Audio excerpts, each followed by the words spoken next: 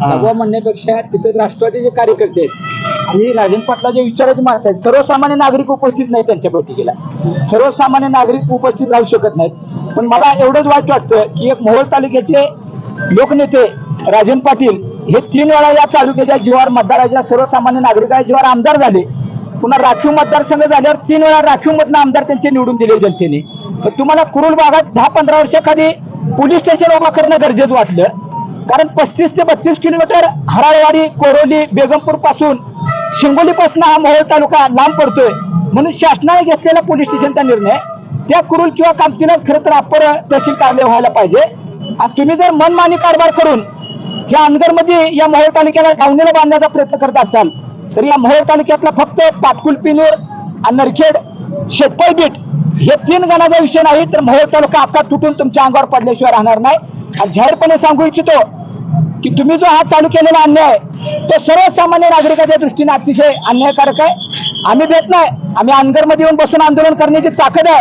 या मोहोळ तालुक्यातले चरणराज चौरे असो, भैया देशमुख असो, उमेशदादा असो, मानस बापू माने असो, इतर काय कार्यकर्ते आहेत, तालुक्याचे नेते आहेत, इतर पक्षांचे काय नेते आहेत, सगळ्यांचा या सर्व पक्षीय नेत्यांचा यामध्ये सहभाग आहे. पण दुःख असं वाटतं तालुक्याने तुम्हाला आमदार केलं, त्या तालुक्यात जर तुम्ही अनगरवाड्याचा विचार करताय आणि अनगर इतक्या लांब आहे, 2 हायवे रोड ओलांडून त्या लोकांना जर अनगरमध्ये येण्याची वेळ आणत असाल माड्याच्या शिवाला हा आम्ही मान्य केलं असतं. अनगरच्या पलीकडे 25 गाव आहेत तिथे त्या गावातल्या लोकांना अनगर जवळ आहे.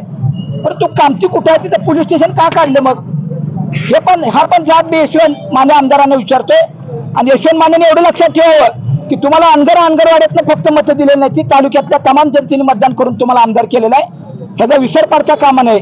पण एक आमदार जबाबदार व्यक्ती जर अनगरकरांची लाचारी आणि गुलामगिरी पत्करत असतील तर ह्या लोकविश्वासघाती मोहोळ तालुक्याच्या नेत्याला राजन पाटलाला या तालुक्यातली जनता येत्या विधानसभेला हद्दपार केल्याशिवाय राहणार नाही. वेळ प्रसंगी रक्त सांडू वेळ तर आम्ही महसूल मंत्री विखे पाटलाला रस्त्यात अडवून आम्ही जाब विचारू. तुम्ही सर्वे न करता जर हजारो अन्याय लोकांना, नागरिकांवर, 1000 लोकांवर अन्याय करत असाल तर ही मोहोळ तालुका कदापि सहन करणार नाही. याची जबाबदारी त्यांनी नोंद घेतली पाहिजे.